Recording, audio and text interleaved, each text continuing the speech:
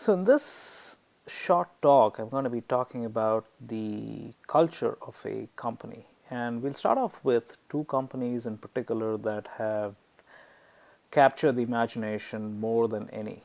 The first of these is Zappos, now Amazon.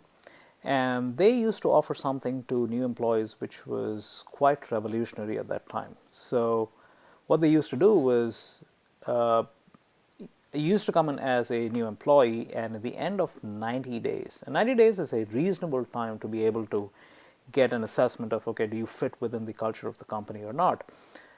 At the end of 90 days, they would offer every employee a $1,000 check saying, please take this money and get this, leave. So they would actually say, hey, here's a check, take it, and you can leave the company. And it sounds kind of, what the hell is that? But really, what it did was, if you self selected in at the end of 90 days, what it really meant was you wanted to stay in Zappos. And that was really amazing because Tony Hsieh, the CEO of Zappos then, now part of Amazon, really wanted to create a culture where the people who stayed beyond 90 days really believed in what Zappos stood for and wanted to be part of it. Isn't that amazing? Let's talk about another company, SAP. If you haven't heard Bill McDermott talk, you haven't heard one of the most prominent CEOs and his vision. So one of the most enduring things about SAP is their commitment to diversity. Now, this is a really badly maligned word. It's usually in HR lexicon more so to comply with state laws or local laws, as well as to get yourself and the company in your top 100 employers to work for.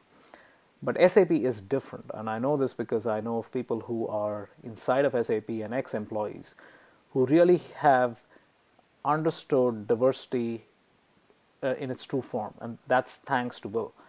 They have encouraged managers when they are hiring to hire with an open mind and to be inclusive of people with diverse backgrounds, diverse ethnicity, uh, any kinds of handicaps, etc., and to be able to really embrace that community.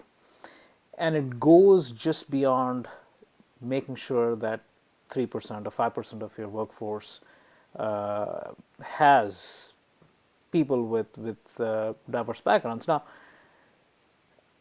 it goes beyond the standard norm because what it does is managers who have embraced diversity and who have employees in their organization who are different, who may be from a different ethnicity, who may be from a underprivileged community, whatever the case, they have shot videos and they have actually gone on record saying how this has helped increase productivity and boosted morale of their team. So these are not just idle words in an HR manual to go by. This is really embracing the need for diversity and ultimately how it helps not just to drive inclusiveness but also helps business goals. So again, that's a really nice example of a company going above and beyond, but also ensuring that the word and the implication of diversity is well understood throughout the large organization. Amazing. But I'm going to touch upon something else which is less talked about, which is personal culture. Lots of times we feel, especially in large organizations, that the employees are disenfranchised and they really don't know what the strategy is and how they fit in and so forth. The last Gallup poll, I believe, showed that 78% of employees were disengaged. Now, isn't that amazing? So more than 3/4 of your organization feels disengaged with the larger strategic goal and vision of the company. Now, why is this? If you were an employee of Zappos and you stayed beyond 90 days, you have subscribed to the Zappos culture, which is great.